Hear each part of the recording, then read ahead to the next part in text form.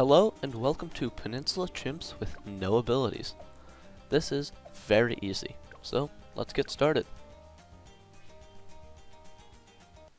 First, let's place Sada right over here as left and as central, or just as high as possible. Basically just as top left as possible. If you've placed her right, you should be able to beat rounds 6 and 7 with no issues. For round 8, place a dart monkey right over here as top left as possible and set it to strong. It's very important that it's set to strong because if it's not, you die on round 9. Well, you probably also die on round 9 if you have either of these placements wrong, but they're not hard. You should be able to get it pretty easily.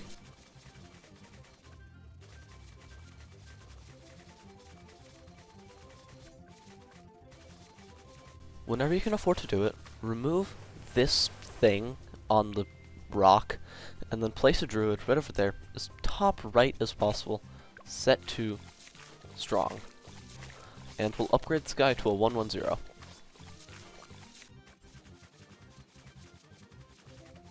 Once you've upgraded your druid to 1-1-0, we're set for a bit. So, yeah. On 14, you shouldn't have to use any abilities, but on the second wave, I'm pretty sure there might be a slight chance, if you've got your placements wrong, that you have to use a Leaping Sword to clean up the last 2 reds, but I don't think that happens. And then, for 15, set your Druid to last, and it'll stay there for quite a bit.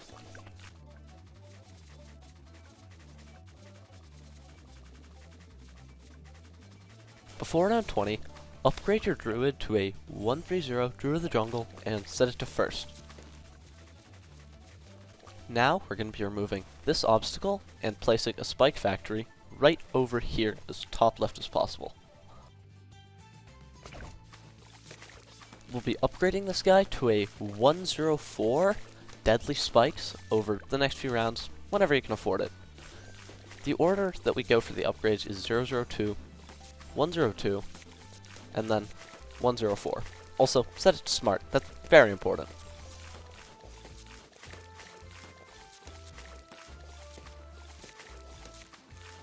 And now, whenever you can afford it, place a 3-0-1 Alchemist as top left as possible next to your Deadly Spikes, and upgrade it to a 3-0-1 Berserker Brew with faster throwing.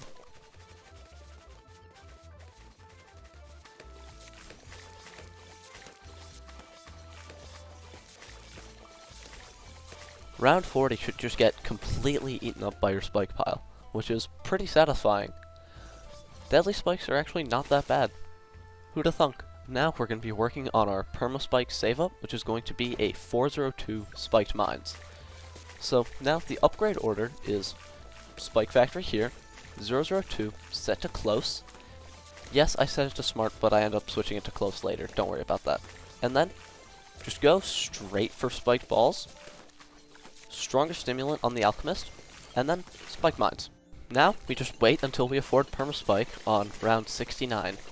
I'll see you then. Oh yeah, make sure to not use code Dorio in the TD6 shop. Use code Ennui instead, because he needs money to pay for his new Gwen plushie because it's worn out. He's done some things to it. I'm not going to explain what, but you can probably figure it out. So yeah, just give him money instead.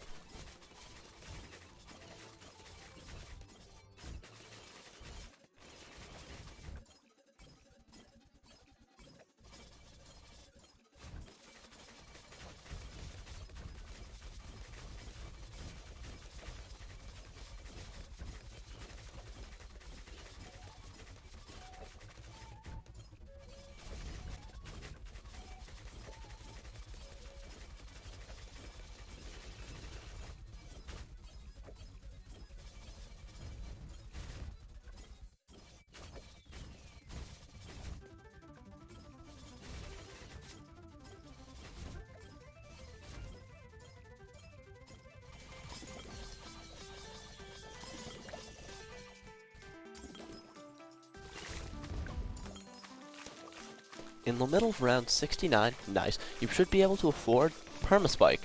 This guy will be our main cleanup for the run, and just helps out a ton. He's still very good now. And now we're going to be going straight for our carpet of spikes. So I'll see you once we've afforded it.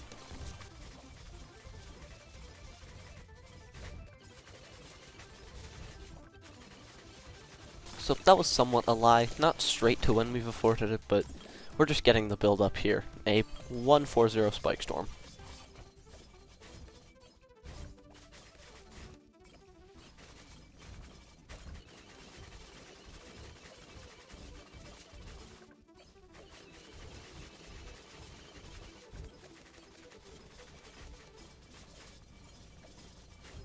Alright, so now we can start the time lapse of the next 10 rounds getting absolutely destroyed by our good friend Perma-Spike and our even better friend Spiked Mines.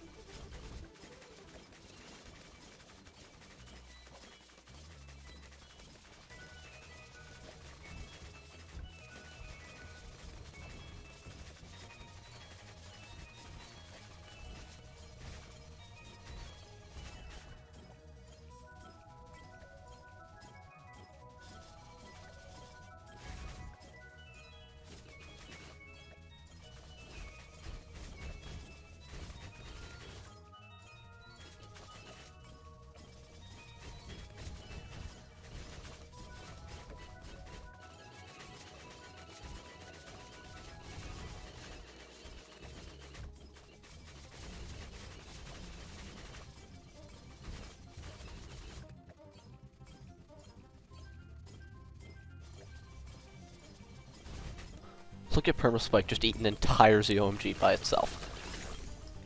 Its spike pile is still healthy. Anyways, before 86, you should be able to afford Carpet of Spikes. And now that we've afforded Carpet of Spikes, we'll be getting White Hot Spikes on both of our spike factories.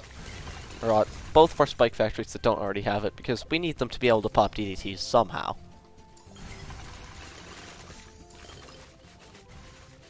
And now we're going to be buying some basic supports. First, place a 032 Arctic Wind right over here, just so that we can place stuff on its ice platform. Because otherwise, we wouldn't have like any room to actually be able to place anything. Once you've gotten that, we're going to be getting a 023 Moab Glue set to strong, and two 204 Moab Presses also set to strong. You might want to put the Moab Presses closer to your spike factory. I don't know why I thought we'd be able to fit the Shattering Shells on the platform, and that doesn't matter, so yeah, just place them closer to your spike factory and in better spots than this. And yes, I did mention a Shattering Shells, so don't place it on the ice platform, just place it up here. Get a 004 Shattering Shells and set it right to the start. You should be able to afford the Shattering Shells toward the end of 96, just get it before 98, that's when it really matters.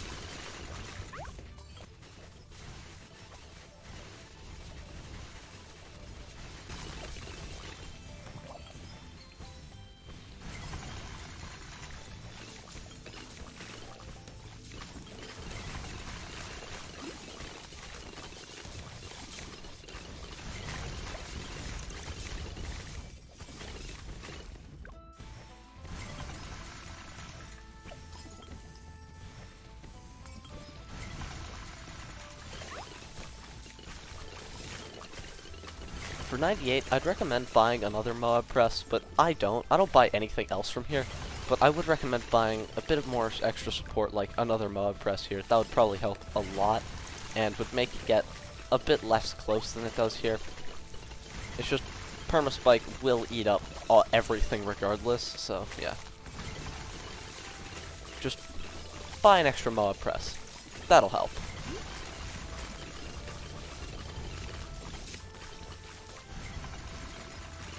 Like, seriously, the fact that Perma-Spike and Spiked Mines managed to tank this and still have a good amount of spikes left is just absurd. Like, seriously? Seriously. Anyways, Perma-Spike is an alien, just like Victor Wembanyama. Anyways, round 100 should get absolutely destroyed because we have Carpet of Spikes. Like, seriously, why does it get killed so fast? Anyways, if you've done everything correctly, you should now have your Peninsula black border with no abilities whatsoever. I hope this guide helped you out. Have a nice rest of your day. Goodbye.